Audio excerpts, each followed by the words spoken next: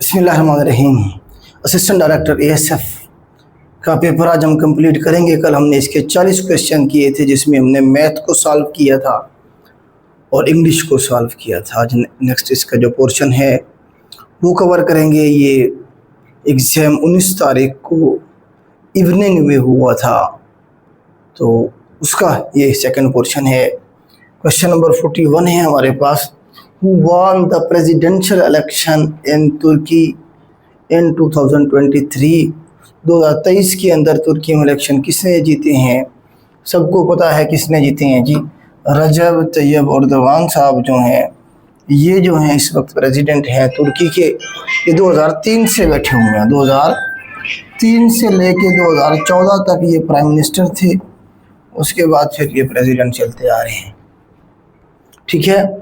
तो उसके बाद इनकी पार्टी का भी कभी कभी पूछ लेता है। जस्टिस एंड डेवलपमेंट पार्टी जो है इनकी पार्टी है, अक्सर पूछा गया है पीपीएससी में। आगे चलते हैं जी। नेक्स्ट हमारे पास क्वेश्चन है, Pakistan sign a long term agreement with which country for discontinued oil in 2023? कौन से मुल्क के साथ पाकिस्तान ने लॉन्ग टर्म एग्रीमेंट जो है साइन किया है? लेकिन इसमें जैसे डिस्काउंटेड ऑयल एग्रीमेंट का पूछा होगा उसने, तो ये इसमें नन ऑफ दीज है। 2023 में मेरे ख्याल से किसी के साथ नहीं किया सच मुआहदा, तो नन ऑफ दीज इसका जो सही आंसर होगा। What is primary goal of Pakistan single national curriculum? जो पाकिस्तान के अंदर सिंगल नेशनल करिकुलम है, जिसकी अक्सर बात की जा रही होती है, इंट्रोड्यूस भी करवाया गया।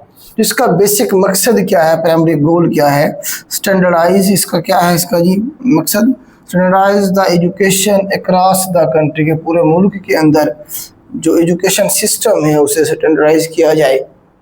कहीं हमारे पास मदरसा सिस्टम है, कहीं हमारे पास सरकारी स्कूल हैं, कहीं हमारे पास प्राइवेट स्कूल हैं, और कहीं हमारे पास क्या है ए लेवल ओ लेवल जो हैं स्कूल मौजूद हैं, एजुकेशन के इदारे मौजूद हैं। इन्हें स्टैंडर्डाइज करने के लिए कम से कम जो एक रिक्वायरमेंट है पाकिस्तान की, उनके जो आप कह लें कि जो करिकुलम है वो सेम किया जा रहा है, तो उसके लिए गवर्नमेंट ने बहुत सारे एक्शन भी लिए हैं। तो उसी के बारे में ये बात हो रही है। 2023 के अंदर पूछा गया जिन which major US bank collapse triggering fear of financial crisis. सवाल ये है कि 2023 के अंदर यूएसए का कौन सा मेजर जो बैंक है वो कोलैप्स कर गया है, ठीक है जी। तो इसमें हमारे पास सिलिकॉन वैली बैंक जो है, इसकी न्यूज़ चलती रही थी बड़े दिनों तक। ये जो है ना जी कोलैप्स कर गया है यूएसए का बैंक 2023 के अंदर। Which two nation restored diplomatic ties in 2023 through Chinese mediation? तो ये बड़ा न्यूज़ में चलता रहा था बेटा। सऊदी अरेबिया और ईरान जो है, ये दो मुल्क आपको बताएगा राइवल हैं, एक दूसरे के दुश्मन हैं, ठीक है। बेसिकली दोनों अपनी अपनी जो है हेजमनी कायम करना चाहते हैं मिडल ईस्ट में, अपने अपनी चौधराहट कायम करना चाहते हैं। तो इसीलिए फिर उसमें मजहबी टच भी डाल देते हैं एक दूसरे के ख़िलाफ़। आवाम को भी तो मुतमईन करना होता है ना। बेसिकली वहाँ जो है चौधरी बनने की दौड़ है। तो उसके अंदर जो है चाइना ने इन्हें दोनों को समझाया कि भाई बंदे के पुत्र बनो, आप क्या कर रहे हो। यही तो जो है ना अमेरिका और बाकी लोग चाहते हैं कि जो है आप लोगों को एक दूसरे को साथ लड़ा के अपने जो मकसद हैं वो हासिल कर रहे हैं।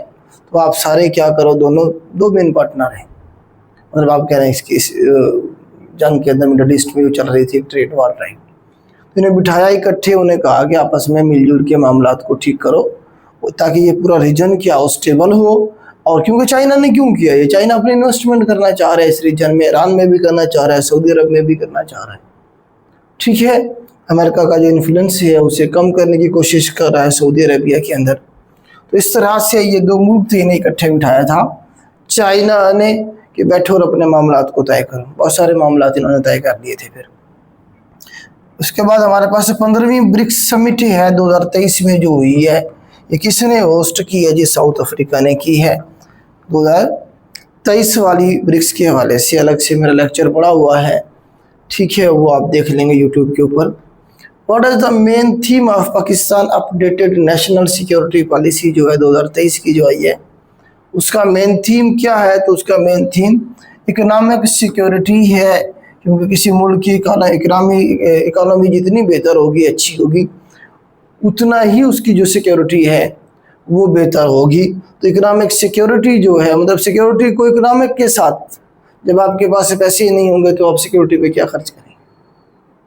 ठीक है, तो ये जो है ना जी, जो इकोनॉमिक पॉलिसी हमारी ये नेशनल सिक्योरिटी पॉलिसी बनाई गई 2023 की, उसके अंदर क्या किया गया कि इकोनॉमिक सिक्योरिटी जो है मेन थीम रखा गया कि इकोनॉमिकली हम मजबूत होंगे तो हमारी सिक्योरिटी भी मजबूत होगी। ठीक है। Which country was hit hardest by cyclone Mocha? तो मोचा जो है हमारे पास म्यांमार है, म्यांमार में ही आया था। एम से मोचा और एम से म्यांमार, बर्मा जिसे हम कहते हैं। ठीक है जी। नेक्स्ट हमारे पास NATO formally invited which Nordic country to join after Russians invasion of Ukraine in 2022। सवाल ये पूछा कि कौन से नॉर्डिक कंट्री है जिसे जो हमारे पास नेटो है उसने इनवाइट किया था, किसके बाद? जब रशिया ने यूक्रेन पे हमला किया उसके फौरन बाद।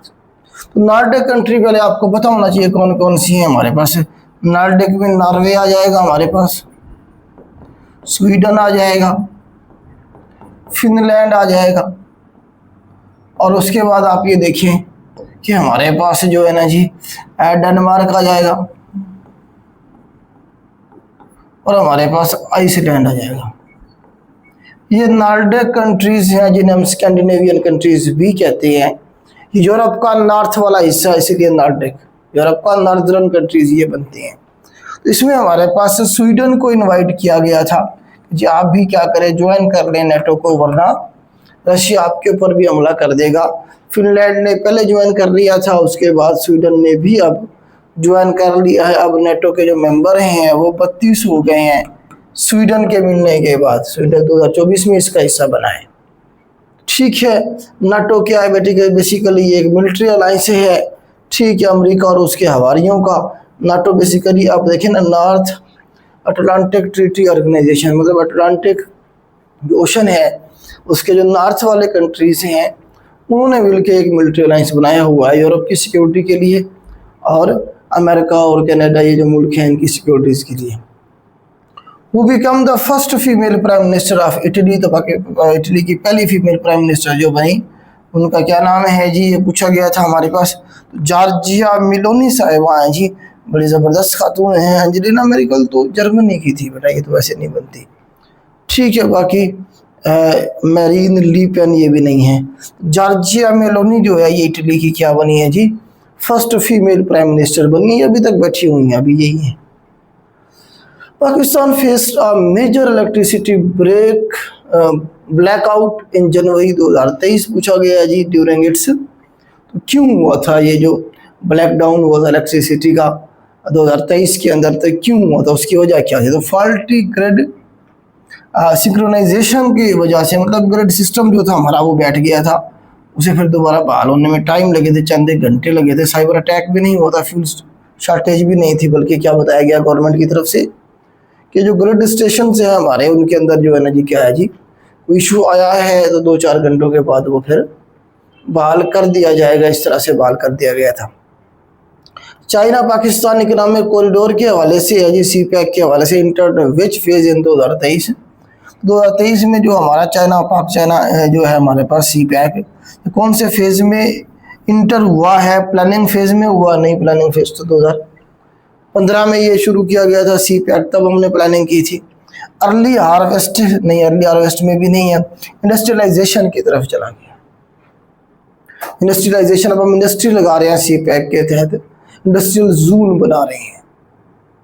ठीक है, ये इसका सही आंसर बनेगा। नेक्स्ट हमारे पास है जी 2023 Nobel peace prize was awarded to. 2023 का जो नोबेल पीस प्राइज है वो नरगिस मोहम्मदी को दिया गया था। ईरान की हैं, ये पूछ लेता है कभी कभी कौन से मुल्क से हैं, ईरान से हैं ये। तो इसने जो है ना वहाँ के जो ख़वातीन हैं उनके हकूक़ के लिए आवाज़ उठाती रही है, बात करती रही है। मेरे ख्याल से ये आजकल जेल में है शायद, ईरानी हुकाम की तरफ से। Which Pakistani female mountaineer made headline in 2023 for summiting all 8,000 meter peak in the world. उसने कहा कि कौन सी वो पाकिस्तानी फीमेल है जो हेडलाइन बनी हुई थी न्यूज़ में 2023 में, जिसने सारी 8,000 मीटर की, जो 8,000 मीटर से ज़्यादा जो हाइट वाली पीक्स हैं वो सारी जिसने सर कर ली हैं। उसका नाम पूछा गया, नाइला कियानी साहिबा हैं जी, ज़बरदस्त खातून। इसने सारी जो 8 वैसे अब बनती हैं 14 पीक्स, पूरी दुनिया के अंदर 14 पीक्स ऐसी हैं जिनकी हाइट जो है वो 8,000 मीटर से ज़्यादा है। ये पहली खातून है जिसने क्या कर लिया जी, सबको सर कर लिया हुआ है। What major international sporting event did Qatar host in 2022? तो कौन सा इवेंट है जिसे 2022 में कतर ने होस्ट किया? तो इसमें से आप देखें कि हमारे पास फीफा वर्ल्ड कप है। फीफा वर्ल्ड कप जो है ये कतर ने होस्ट किया था 2022 वाला। तो इसके हवाले से फिर पूछता है कौन चैंपियन बना था? तो अर्जेंटीना ने जीता था, मेसी जो था वो जीत के ले गया था, ठीक है। रनर अप जो था वो फ्रांस था। इस तरह से आपका फीफा के हवाले से सवाल बन जाते हैं। तो फीफा जो है कब शुरू किया गया जी? फीफा 1904 के अंदर बना था। 1930 में पहला फीफा वर्ल्ड कप हुआ था, ठीक है। नेक्स्ट है जी हमारे पास, इन 2024 विच कंट्री प्रेसिडेंशियल इलेक्शन सा मास प्रोटेस्ट ओवर एलेज्ड रिगिंग? तो सवाल ये है कि कौन सा मुल्क है 2024 में जहाँ पे इलेक्शन हुए और रिगिंग के ऊपर बड़े पैमाने पे प्रोटेस्ट हुए? तो कौन सा मुल्क है जी? रशिया है, रशिया में भी नहीं हुए, इंडिया में भी, बांग्लादेश में भी नहीं, पाकिस्तान के अंदर 2024 में पाकिस्तान में इलेक्शन हुए तो बड़े पैमाने पे जो रिगिंग हुई और उसके खिलाफ बड़े पैमाने पे एहतजाज हुए। नन ऑफ दिस इसका सही आंसर होगा। तो बात वही थी, लेकिन उसने थोड़ा सा सवाल की स्टेटमेंट को चेंज करके आपसे पूछा है। The 2023 Pakistani census revealed that the largest population growth in which province? तो कौन से सूबे के अंदर सबसे ज़्यादा पॉपुलेशन ग्रोथ दिखाई गई है 2023 के जो मरदमशुमारी हुई उसमें? सिंध के अंदर। तो सिंध के अंदर जो है सबसे ज़्यादा पॉपुलेशन ग्रोथ दिखाई गई है। पहले जो बताई गई थी उससे बहुत ज़्यादा जो है ना जी ग्रोथ बताई गई है। ऐसा नहीं है, आपने यही आंसर ठीक करना है। लेकिन वहाँ जो इशू था मेन वो ये था कि उससे पिछली जो सेंसस हुई थी उसके अंदर जो है वहाँ आबादी को जानबूझ के कम दिखाया गया था। अब की बार जो है ना कुछ थोड़ा सा बढ़ा दिया गया, तो वो जो रेशो थी, जो गैप था वो बढ़ गया। अभी भी जो एक्चुअल पॉपुलेशन है कराची की पॉपुलेशन की बात कर रहा हूँ, कराची की एक्चुअल जो पॉपुलेशन है अभी तक भी नहीं बताई गई है, ठीक है। तो इस तरह से जो है ना आपका जो सिंध है उसमें पॉपुलेशन ग्रोथ सबसे ज़्यादा थी। In 2025, the African Peace Initiative led by leaders from South Africa, Senegal and Egypt focused on mediating which major global conflict? तो ये जो सारा हुई थी सबमिट अफ्रीकन की पीस इनिशिएटिव जो लिया गया, जिसमें साउथ अफ्रीका था, सेनेगल था और इजिप्ट था, उन्होंने मीडिएशन की बात की थी। कौन सी जंग पे? उन्होंने रशिया यूक्रेन वार के ऊपर, रशिया यूक्रेन वार के ऊपर उन्होंने जो है डिस्कशन की और उसके बाद क्या किया जी, उसकी जो मीडिएशन थी उसके ऊपर उन्होंने बात की। ग्लोबल कन्फ्लिक्ट जो है उन्हें ख़त्म होना चाहिए, जैसा कि Russia Ukraine war. In 2025, which country became the first in the world to grant full legal right to the natural ecosystem like rivers and forest? तो कौन सा मुल्क है जिसने 2025 के अंदर पहला मुल्क जो बना है जिन्होंने दिया है फुल लीगल राइट्स किसे? नेचुरल इकोसिस्टम्स को, रिवर को, फॉरेस्ट को। तो इसका जो सही आंसर है बेटा वो एक्वाडोर है। एक्वाडोर ये पहला मुल्क बना है। तो ऑप्शन में उसने दिया ही नहीं था, तो नन ऑफ दिस ठीक हो जाएगा। इन 2024 the highest foreign direct investment FDI जिसे हम कहते हैं इनटू पाकिस्तान केम फ्रॉम? तो कौन से मुल्क से पाकिस्तान में सबसे ज़्यादा FDI है, मतलब इन्वेस्टमेंट आई है, फॉरेन डायरेक्ट इन्वेस्टमेंट जो है? तो चाइना से आई है जी। चाइना से 2000 कितनी 1.2 बिलियन, जो कि 9 होने के बराबर है। ये कोई इन्वेस्टमेंट नहीं है। लेकिन अगर आप देखें वो सारों में जितनी हुई है उसमें सबसे ज़्यादा जो कंट्रीब्यूशन है वो चाइना का है। मतलब अंदाज़ा लगाएं कि अगर चाइना का सबसे ज़्यादा कंट्रीब्यूशन है और वो ये इन्वेस्टमेंट है एक साल में, तो बाकियों की कितनी होगी। असल में हम ईज़ ऑफ डूइंग बिजनेस नहीं दे रहे हैं, इम्प्रूव नहीं कर रहे हैं। एक बंदा पाकिस्तान में इंडस्ट्री लगाना चाहता है, हमने 70 तो डिपार्टमेंट बनाए हुए हैं जहाँ से वो क्लियरेंस कराता कराता पैसे खिलाता खिलाता जो है ना उसकी बस हो जाती है। फिर उसके बाद अगर वो इंडस्ट्री लगा भी ले, अगर उसकी इंडस्ट्री पे कोई कब्जा कर ले, ठीक है, तो वो कहाँ जाएगा? अदालत के पास जाएगा। अदालत तो सुनती नहीं है। आपको पता है कि अदालत में फैसले जो है ना जी किस तरह से हो रहे होते हैं, कितने डिले कर दिए जाते हैं, ठीक है। तो इस तरह से जो है ना हम ये जो चीज़ें कर रहे हैं इस वजह से हमारे मुल्क में इन्वेस्टमेंट नहीं आ रही है। हमने जो पॉलिसियाँ उन्हें दी हुई है, हम उन्हें मतलब है कि एक अच्छा इन्वायरमेंट ही नहीं प्रोवाइड कर रहे, वन विंडो ऑपरेशन नहीं उन्हें हम कर रहे हैं कि एक बंदा आए फलां जगह पे, सारे जो साइन है सिग्नेचर है उसी जगह पे हो जाएंगे आपके, आप जाके ज़मीन खरीदें और रेंट पे लें और उसके बाद इंडस्ट्री लगा दें। वन विंडो ऑपरेशन के ऊपर हमें काम करना पड़ेगा। ये सारे वो चीज़ें हैं जिन पे हमें देखना पड़ेगा। दुनिया देख रही है कि यार ये अदालतों की भी नहीं सुन रहे हैं, ठीक है, हम किधर जाएंगे अपना अगर हमारी ज़मीन पे हमारी फैक्ट्री के ऊपर कब्जा हो गया तो, ठीक है। इतने लोग भत्ता लेने के लिए आ जाते हैं, ठीक है। तो ये सारी चीज़ें हैं जिस वजह से जो है ना हमारे मुल्क में जो इन्वेस्टमेंट है वो ना होने के बराबर है। What is new name of RCD? तो RCD regional cooperation for development 1964 में ये बना था। इसका नाम तब्दील करके ECO रखा गया 1985 के अंदर। 1985 के अंदर RCD का ही नाम तब्दील करके ECO रखा गया। Which was the first country to recognize Pakistan after independence in UNO? तो कौन सा मुल्क था जिसने आज़ादी के फ़ौरन बाद पाकिस्तान को रिकॉग्नाइज किया था? तो वो ईरान है। यहाँ ऑप्शन जो मौजूद हैं उनमें से ईरान है, लेकिन ऐसा नहीं है कि ईरान अकेला था।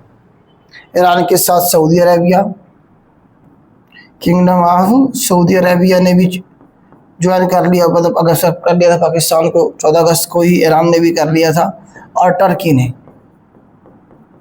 पांचवा हमारे पास कॉमनवेल्थ था, चौथा। तो कॉमनवेल्थ ने, टर्की ने, सऊदी अरब ने, ईरान ने एक ही दिन में हमें एक्सेप्ट कर लिया था।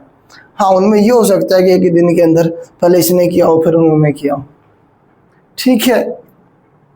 तो ये ऑप्शन जो दिए गए उनमें से ईरान, ठीक है। ईरान अगर ऑप्शन में ना होता फिर सऊदी अरब भी कर सकते थे, टर्की भी कर सकते। कॉमनवेल्थ तो ऑर्गेनाइजेशन है ना, कंट्री ये तीन ही। नेक्स्ट है हमारे पास who became the first Muslim head of Pakistan army? तो पाकिस्तान आर्मी के पहले जो हेड बनाए गए वो जनरल अयूब खान साहब थे जी। पहले हमारे पास थे बेटा फ्रैंक मैसर्वी,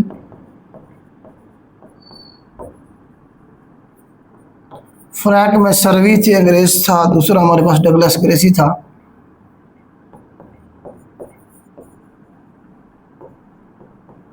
डगलस ग्रेसी ये 1947 से लेके 1948 तक, ये 1948 से लेके 1951 तक।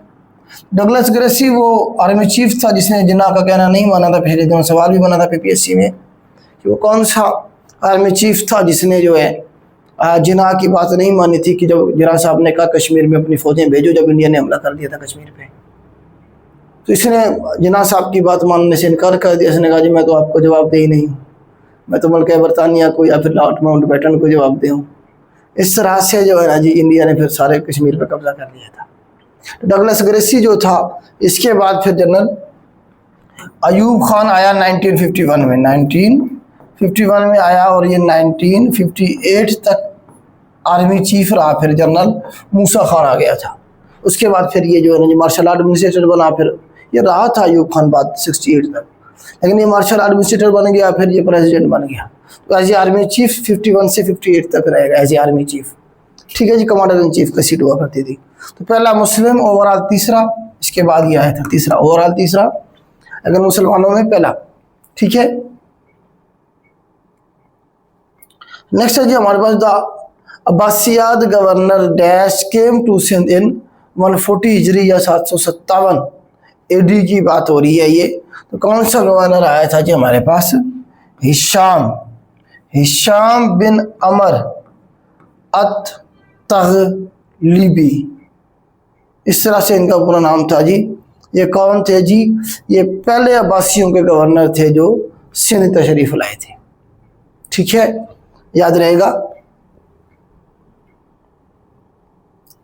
इन which province in Kabul river located, तो काबुल आपको बताया केपीके से गुजरता है, अफगानिस्तान से आ रहा है, केपीके से आके फिर ये अटक के मकाम पे अपना पानी दरिया सिंध में गिरा देता है। केपीके का सबसे बड़ा दरिया है ये जो हमारे पास। काबुल रिवर जो है इसकी जो लेंथ है वो 700 किलोमीटर है, और ये केपीके का सबसे लंबा दरिया, लॉन्गेस्ट रिवर ऑफ केपीके भी कहते हैं इसे। What is the name of border between Pakistan and Afghanistan, तो पाकिस्तान अफगानिस्तान के दौरान जो बॉर्डर है उसका नाम ड्यूरेंट लाइन है। इसकी जो लेंथ है वो 2640 किलोमीटर अब बताई जा रही है। ठीक है, तो ये पाकिस्तान का सबसे बड़ा बॉर्डर है किसी भी मुल्क के साथ। सवाल बनता है पेपर में, ड्यूरेंट लाइन जो है ये कब खींची गई थी वो भी आपको पता ही होगा। तो ये खींची गई थी बेटा 1893 में, 1893 के अंदर। अफगानिस्तान की तरफ से कौन था ये भी पूछता, अब्दुर्रहमान साहब थे, और अंग्रेजों की तरफ से हेनरी डूरंट था, डूरंट, जिसके नाम पे ये डूरंट लाइन है। The senate of Pakistan is elected for the term of, तो सेनेट जो है पाकिस्तान का जो सेनेट है उसमें अभी इलेक्शन हुआ आपको बताया, उसमें जो एक सेनेटर होता है वो 6 साल के लिए इलेक्ट होता है, 6 साल के लिए इलेक्ट होता है बेटा। 96 तादाद हो गई अब। हमारे जो सेनेट है उसकी तादाद कितनी है? 96 है। जो फाटा के 8 थे वो निकाल दिए गए फाटा मर्ज होने के बाद।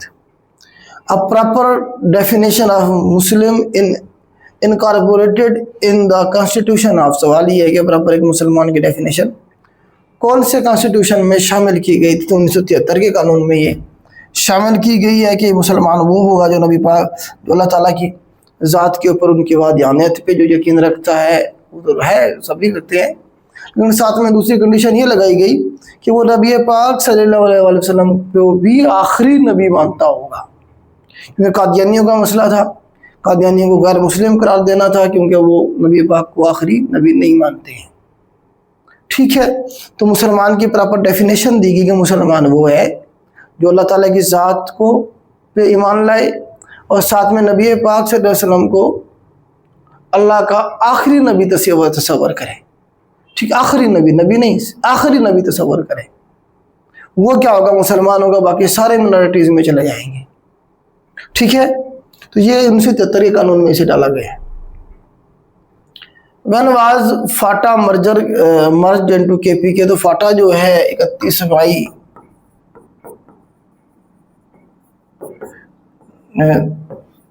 2018 को जो है ना जी ये केपीके का हिस्सा बना। 25वीं तरमीम भी, अमेंडमेंट भी पूछ लेता है कौन सी अमेंडमेंट में इसे शामिल किया गया। 25th अमेंडमेंट थी जब इसे केपीके में मर्ज किया गया। Dash is the father of Pashto literature, तो खुशहाल खान खटक, मैंने आपको केपीके का जो लेक्चर करवाया था उसमें मैंने ये सवाल भी करवाया हुआ था। खुशहाल खान खटक साहब जो है फादर ऑफ पश्तो लिटरेचर हैं, ये अफगानिस्तान के जो है ना जी, आप देखेंगे कौमी शायर भी हैं, तो ये जो है ना जी आपका खुशहाल खान खटक साहब बनेंगे। ठीक है, नेक्स्ट है which pillar of Islam is used as कफारा, तो कफारे के तौर पे कौन सा पिलर इस्लाम यूज होता है?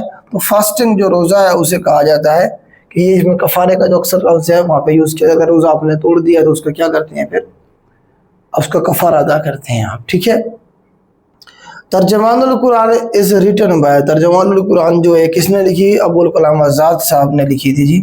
ये क्वेश्चन रिपीट हुआ है पीपीएससी में भी।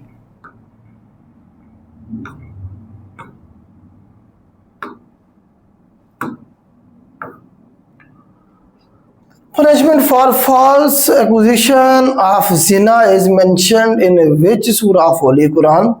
तो अल-निसा है, सूरह अल-निसा जो है इसके अंदर जो है जी जिना के जो फॉल्स एक्विजिशन है उसके बारे में अहकामात मौजूद हैं, मेंशन है। What is the main purpose of अस्मा और रिजाल? अस्मा और रिजाल का वो कह रहे हैं कि मकसद क्या? अस्मा और रिजाल बेसिकली आप ये कह लें कि ये वो किताब है, या वो आप कह लें कि ये किताब भी कह लें या मखतूता कह लें, जिसके अंदर जो नरेटर हैं, जो हदीस के लिखने वाले हैं, उनकी बायोग्राफी, उनकी डिटेल मौजूद है, ये बंदा कैसा था, इसकी हदीस जो है ना जी ये ऑथेंटिक हो सकती हैं, नहीं हो सकती हैं। बेसिकली मकसद क्या है, फॉर ऑथेंटिसिटी ऑफ ट्रांसमीटर्स, जो हदीस को अगर ट्रांसमिट कर रहे हैं उनके ऑथेंटिसिटी को चेक करने के लिए ये जो किताबचा या जो लिखा गया है इसे अस्मा और रिजाल हम कहते हैं। ठीक है, नेक्स्ट है हमारे पास फर्स्ट फॉल्स प्रॉफिट ड्यूरिंग हजरत अबू बकर रज़ियल्लाहु ताला अन्हु के दौर में जो सबसे पहला जो है ना जी फॉल्स झूठा नबी था वो कौन था, इसका भी मेरे ख्याल से पेपर के अंदर नानाफदीज लगा हुआ है, तो जो कि सही नहीं है, आप इसे चेक कीजिएगा कि वो अगर उन्होंने नानाफदीज लगाया हुआ है तो फिर मेरे ख्याल से ठीक नहीं है ये।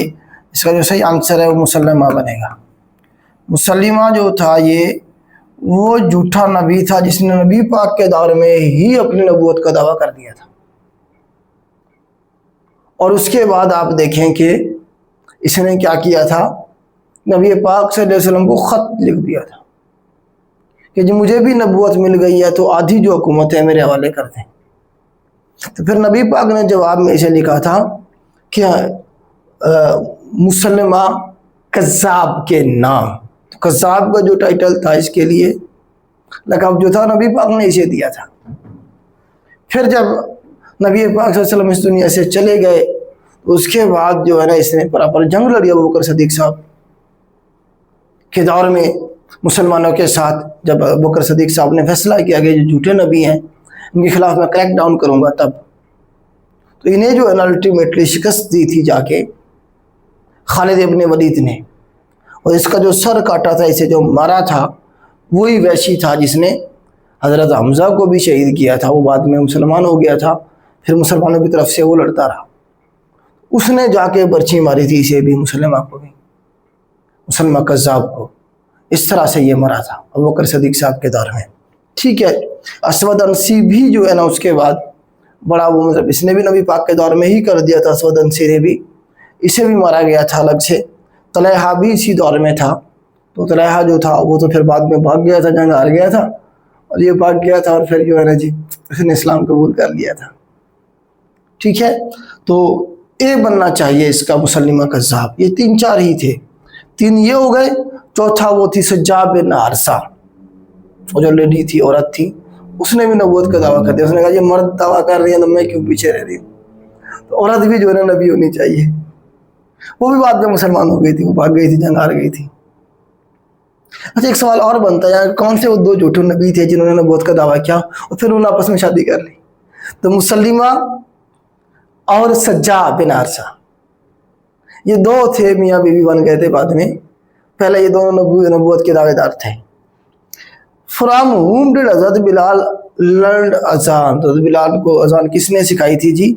हज़रत अब्दुल्ला बिन ज़ैद। हज़रत अब्दुल्ला बिन ज़ैद जब नबी पाक हिजरत करके गए मदीना, तो अभी सोच ही रहे थे, बस तो नबी बनाई जा रही थी, अभी सोच ही रहे थे कि जो है ना जी हम कैसे अजान दें, लोगों को बुलाने का तरीका क्या हो। तो ज़ैद हज़रत अब्दुल्ला बिन ज़ैद जो है इन्हें ख्वाब आया, उसमें कुछ अल्फाज इन्हें सिखाए गए, इन्होंने नबी पाक सल्लल्लाहु अलैहि वसल्लम से डिस्कस किए।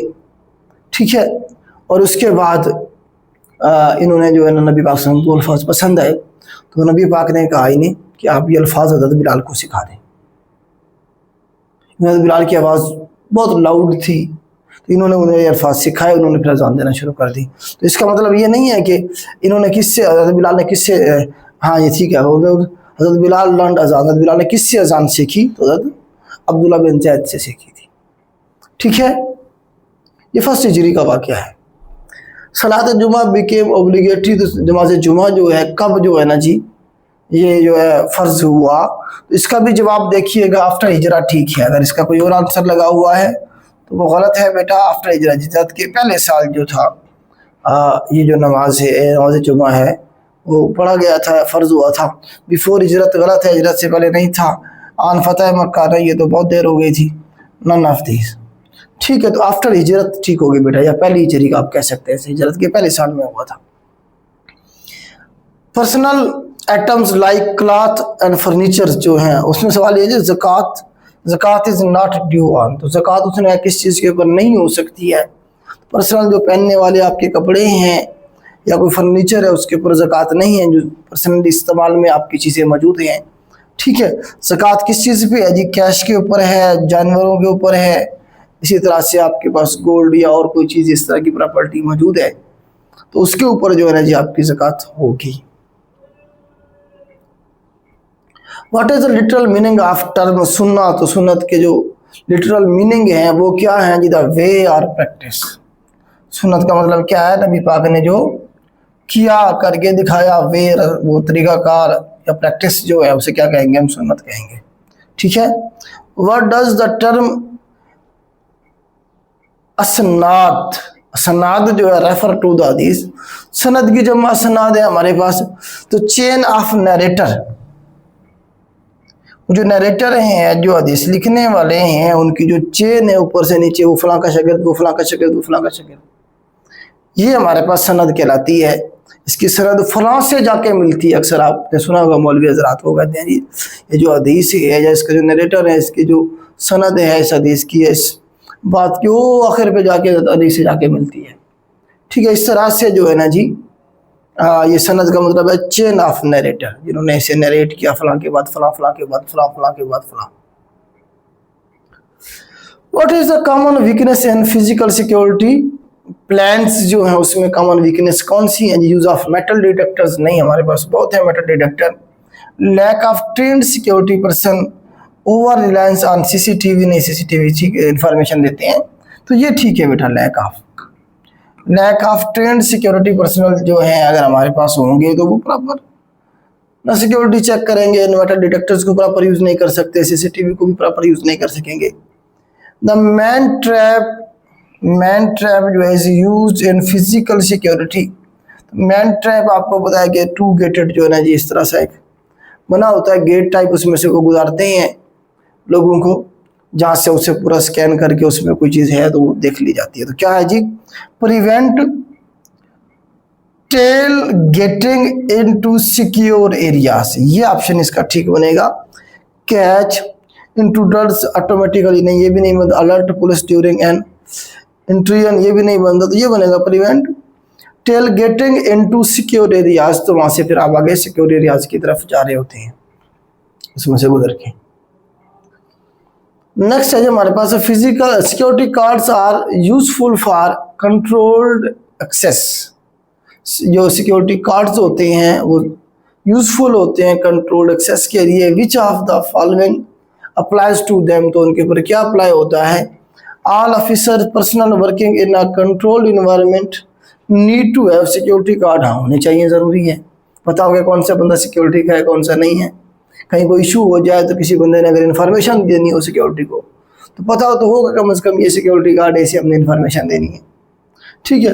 Loss of security card to be immediately reported, हाँ अगर आपका सिक्योरिटी कार्ड जो है गुम हो गया है तो आपको इमीडिएटली क्या है उसे रिपोर्ट करना चाहिए था, कोई बंदा उसे और टेररिस्ट या कोई और उसे इस्तेमाल ना कर ले। ठीक है, तो इसका बोथ ही एंड बी ठीक हो सकता है बेटा, बोथ ही एंड बी इसका ठीक हो जाएगा। क्वेश्चन नंबर 84 है जी हमारे पास जूनियर रैंक का मतलब क्या है? Mean member of police below the rank of sub inspector as set out in the first schedule. Sub inspector जो है ना जी कम से कम होना चाहिए। एक मैं रेफरेंस देख रहा था उसमें पता नहीं वो कौन सा एक्ट था, शायद पुलिस ऑर्डर था कोई, उसमें below the rank of inspector भी लिखा हुआ था। ठीक है, लेकिन सब इंस्पेक्टर ठीक होगा यहाँ पे, ये ज्यादा बेहतर है। ठीक है।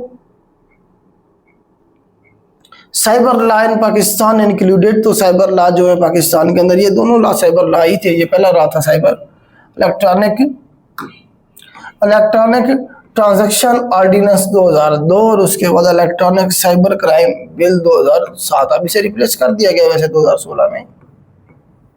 ठीक है, तो ये दोनों हमारे पास बोथ एंड बी इसका आंसर होगा। दोनों हमारे पास क्या है जी? बेसिकली साइबर लॉ है। प्रॉपर्टी का क्या मतलब है जी? प्रॉपर्टी का मतलब है जी एनी मूवेबल प्रॉपर्टी। ठीक है, मनी हो सकती है, वैल्यूएबल्स हो सकते हैं, ऑल ऑफ दिस इसका आंसर हो जाएगा। नेक्स्ट हमारे पास what does the rule of law. Rule of law का मतलब क्या है? Government actions must be based on law, ये इसका मतलब हो सकता है law should be created by the executive, police can act independently of law, नहीं बनते बेटा, दूसरा और तीसरा नहीं बनता, पहला ठीक है, पहला ठीक होगा। Government action must be based on law, ठीक है। A fixed territory in which authority can be exercise, ऐसा मखसूस एरिया जहाँ पे कोई भी अथॉरिटी अपनी पावर जो एक्सरसाइज कर सके उसे क्या कहते हैं, उसे जुरिस्डिक्शन कहते हैं, उसे क्या कहते हैं, जुरिस्डिक्शन कहते हैं। अक्सर जो है ना आपने देखा होगा लफ्ज यूज़ किया जाता है, जब आपकी तो जुरिस्डिक्शन ही नहीं है, एक थाने की जो मतलब बंदा है वो दूसरे थाने के एरिए में से जब जाएगा तो वहाँ वो इन्फॉर्म करेगा उस थाने को, क्यों, क्योंकि उस थाने का जो एसएचओ है उसकी जुरिस्डिक्शन है, उसका एक एरिया है, एक फिक्स्ड टेरिटरी है जहाँ वो अपनी अथॉरिटी एक्सरसाइज कर सकता है, वहाँ उसकी जुरिस्डिक्शन बनती है अपने एरिया के अंदर। अगर वो किसी और एरिया में जाने के जो है ना अपना काम करने की कोशिश करेगा तो उसे इन्फॉर्म करना पड़ेगा, वहाँ उसकी जुरिस्डिक्शन ही नहीं है। जुरिस्डिक्शन उम्मीद है आपको क्लियर हो गई होगी। If the accused admit that he has committed the offense, अगर एक accused जो है उसने जो है ना जी एडमिट कर लिया है कि उसने क्या किया जी, कोई offense जो है वो कमिट किया है, the admission shall be recorded as nearly as possible in, ठीक है। तो उसके लिए लफ्ज उसने पूछा क्या कहेंगे, the word used by the accused, ठीक है। लीगल लैंग्वेज, टेक्निकल टर्म, बस ये ठीक बन सकता है बेटा इसमें। अब्सकॉन्ड का बेटा पूछा हुआ था, अब्सकॉन्ड का मतलब होता है भागा हुआ, भगोड़ा।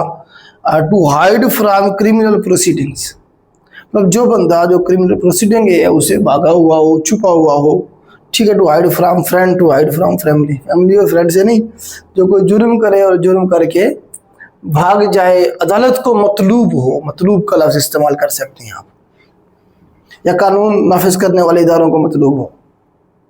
विच of the following is a major, हाँ ठीक है ये हो गया। Which of the following is a major objective of national internal security policy, तो मेजर ऑब्जेक्टिव क्या है जी हमारे पास, protection of critical infrastructure and public places, ये सही बताया जा रहा है। पहला ऑप्शन हमारे पास है प्रोमोशन ऑफ टैक्स रिफॉर्म, ने इसका काम ही नहीं होता है, इसका नेशनल इंटरनल जो सिक्योरिटी है टैक्स का काम ही नहीं होता है। एस्टेब्लिशमेंट ऑफ फॉरेन एम्बेसीज, नहीं, फॉरेन एम्बेसी के साथ भी इनका कोई ताल्लुक नहीं है, सिक्योरिटी पॉलिसी का क्या इशू है उसके साथ, ठीक है। तो ऑप्शन बी हमारे पास बनता है प्रोटेक्शन, प्रोटेक्शन करना,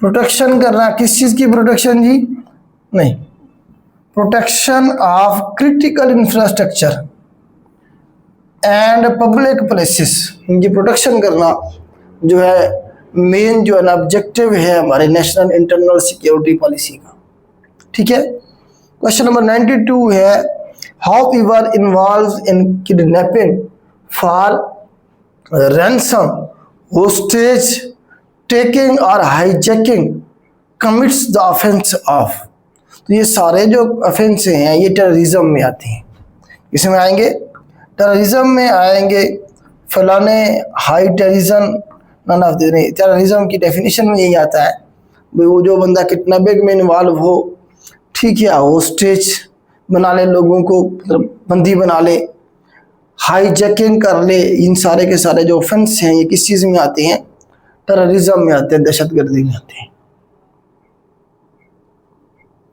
under the anti terrorism act 1997 how is terrorism legally defined, तो टेररिज्म की डेफिनेशन 1997 का जो एक्ट है हमारा उसमें क्या बताई गई है, an act intended to create a sense of fear, मतलब ऐसा अमल जो क्या करे जी, इस मकसद के लिए, इंटेंडेड जो इस मकसद के लिए किया जाए, क्रिएट किया जाए, to create a sense of fear, एक खौफ की फजा कायम करने के लिए, और इनसिक्योरिटी, ठीक है, गैर महफूज इन सोसाइटी, मतलब सोसाइटी को थ्रेट करने के लिए उसे जो है ना जी उसमें एक फेयर की फजा कायम करने के लिए जो एक्ट किया जाएगा वो क्या होगा जी, वो टेररिज्म में आएगा, ठीक है। असले के जोर पे लोगों में जो है ना खौफ व हरास फैलाना जिसे हम कहते हैं टेररिज्म में आ जाता है। इंटेलिजेंस ब्यूरो जो आईबी है is a civilian intelligence agency है, ये असाइंड द टास्क ऑफ, तो इसका क्या काम होता है, तो काउंटर इंटेलिजेंस करना फॉर इंटरनल सिक्योरिटी। हमारे पास देखें 2-3 इदारे हैं सिक्योरिटी के, जिस तरह से आईएसआई है, तो वो आप देखें कि सबसे बड़ी हमारी पाकिस्तान की एजेंसी है, जो बाहर भी पाकिस्तान की और पाकिस्तान के अंदर भी पाकिस्तान की सिक्योरिटी के लिए काम करती है। ठीक है, मिलिट्री इसे देख रही होती है, आर्मी के अंडर है, आप इसे कह सकते हैं। ठीक है, दूसरी हमारे पास एमआई है, मिलिट्री इंटेलिजेंस, वो मिलिट्री के जो लोग हैं उन्हीं को सिर्फ देखते कि वो क्या कर रहे हैं। फिर हमारे पास आईबी है, ये सिविलियन है हमारे पास, ये प्राइम मिनिस्टर जो है ना जी, आप कहें कि वो ओवरऑल इसे देख रहा होता है, प्राइम मिनिस्टर की सिक्योरिटी और जो मामलात हैं, सिविलियन आप कह सकते हैं कि इसे ये सिविलियन जो है ना जी इंटेलिजेंस जो है ना जी एजेंसी है। पाकिस्तान के अंदर जो मामलात हैं, पॉलिटिकली जो चीज़ें चल रही होती हैं या पाकिस्तान के मामलात के हवाले से सिविलियन जो मामलात हैं उनके बारे में प्राइम मिनिस्टर को ब्रीफ करती हैं, उसके लेके चलती है। ठीक है, उसके अलावा FIA भी है। और अच्छा, पंजाब की आप देखें अगर सूबों की, तो हमारे पास स्पेशल ब्रांच है, वो जो है ना सारी जो है ना ये जो होते हैं मुलाजमीन और इनकी रिपोर्टें बनाना, और ये इसके अलावा जो मतलब सूबे को बेसिकली वो जो CM है उसके सपोर्ट कर रही होती है। नेक्स्ट हमारे पास जी special branch is a part of, आ गया क्वेश्चन स्पेशल ब्रांच वाला भी। तो ये प्रोविंशियल पुलिस है, मतलब सूबे के मामलात जो हैं, जो CM होता है उसे उसकी ये मतलब आप कह लें कि इंटेलिजेंस एजेंसी ही होती है, ये भी एक किस्म की स्पेशल ब्रांच जो कि इंटेलिजेंस प्रोवाइड करती है सूबे के अंदर क्या हो रहा है। ठीक है, in which year was the airport security force ASF of Pakistan established, तो पाकिस्तान के जो हमारी ASF है ये 1976 में इससे एस्टेब्लिश किया गया, 75 में इनका एक्ट आया था और 76 में जो है ना जी इसे बना दिया गया। What is the primary purpose of security forces, तो सिक्योरिटी फोर्सेस का जो प्राइमरी ऑब्जेक्टिव है वो है protection of buildings and individual insight. ठीक है, सिक्योरिटी फोर्सेस का मकसद क्या होता है कि जो पब्लिक की बिल्डिंग्स हैं या इंडिविजुअल्स जो हैं उन्हें वो उनकी प्रोटेक्शन करना इनका मकसद होता है। प्रोटोकॉल तो इनका काम ही नहीं होता है, प्रोटोकॉल भी किसी सिक्योरिटी फोर्सेस का नहीं होता, प्रोटोकॉल की अलग से SPU जैसे बनाई गई है, या एलीट फोर्सेस हैं, वो मतलब एलीट तो वैसे सिक्योरिटी के लिए होती हैं, प्रोटोकॉल के लिए तो अलग से चीज़ें होती हैं। ठीक है, टू काज वायलेंस थोड़ी काज करना होता है सिक्योरिटी फोर्सेस ने, उल्टा उन्हें रोकना होता है वायलेंस को। ठीक है, तो ये ऑप्शन बनेगा। विच of the following is not a responsibility of ASF, तो ASF की कौन सी रिस्पॉन्सिबिलिटी नहीं है, is not. Passenger and Babbage screening, ये तो है उनकी रिस्पॉन्सिबिलिटी, पैसेंजर्स आए उनकी स्क्रीनिंग करना, बैबेज मतलब जो सामान उनके पास है उसकी स्क्रीनिंग करना। सेफ गार्ड एयरक्राफ्ट को सेफ गार्ड करना भी ASF की सिक्योरिटी है। एंड एयरपोर्ट इंफ्रास्ट्रक्चर, इसको सेफ गार्ड करना भी ASF की जिम्मेदारी है। उसने कहा कौन सी नहीं है। Regulating civil aviation flight schedule, civil aviation की जो फ्लाइट है उन्हें शेड्यूल करना, कौन सी फ्लाइट कब जाएगी, ये इनका काम नहीं है। ठीक है, इनका काम ये नाम इससे आपको ASF airport security for security का काम है इनका। ठीक है, तो C ऑप्शन इसका ठीक होगा। Under what legal authority can ASF personal arrest individual, तो एयरपोर्ट ASF के जो पर्सनल हैं वो किसी भी बंदे को अरेस्ट कर सकते हैं, कौन सी एक्ट के तहत, तो ये एक्ट है ये हमारे पास पुलिस एक्ट 1861 और क्रिमिनल प्रोटेक्शन प्रोसीजर कोड जो है 1898 का, इसके तहत कर सकते हैं, या 1975 का जो इनका एक्ट है उसके तहत कर सकते हैं। 1975 वाला तो यहाँ ऑप्शन नहीं है, सिविल एविएशन रेगुलेशन के तहत भी नहीं कर सकते, पाकिस्तान पिनल कोड इसके साथ भी नहीं कर सकते, तो ऑप्शन बी इसका ठीक होगा। ठीक है, what is under vehicle scanning system, ये क्या है बेसिकली, उसने कहा है technology that trace stolen vehicles, technology that scan fault in vehicles, technology that spot sniffer dog. तो इसका जो आंसर है बेटा, अगर आप देखें तो मेरे ख्याल से पेपर में लगाया हुआ था A ऑप्शन, टेक्नोलॉजी की के अंदर दैट ट्रेसेस स्टोलन व्हीकल्स, तो ये जो है ना जी किसी हद तक आपका बन सकता है, लेकिन ये जो आपका है ना UVSS हाँ जी, क्या है हमारे पास? Under vehicle scanning system. ये वही होता है जब आप जाते होते हैं एयरपोर्ट पे, तो वो आपकी गाड़ी के नीचे से ऐसे कुछ गुजारते हैं, आपकी गाड़ी स्कैन हो जाती है कि उसके अंदर कोई असला तो नहीं है, कोई इलीगल चीज़ तो नहीं है, नशे वगैरह की कोई चीज़।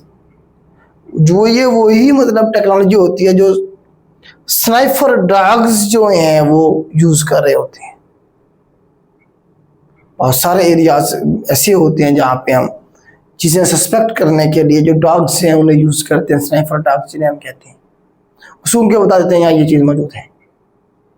ठीक है, तो ये जो सिस्टम है ये उसी बेस पे आप कह सकते हैं बना हुआ है, तो इसका काम भी वही होता है। तो ये इसका जो आंसर है, technology that supports sniper dog, तो ये आप कह सकते हैं कि ये इसका आंसर ठीक है। लेकिन पेपर में मेरा ख्याल है कि ये लिखा हुआ था technology that traces the stolen vehicles, ये किसी हद तक इस्तेमाल की जा सकती है इसके लिए भी। ठीक है, तो ये आपका पेपर था बेटा। उम्मीद है आप जो है ये आपका अच्छा परफॉर्म किया होगा, आपने जिसने मेहनत की है बेटा वो ज़रूर इंशाल्लाह इसमें शॉर्ट लिस्ट होगा।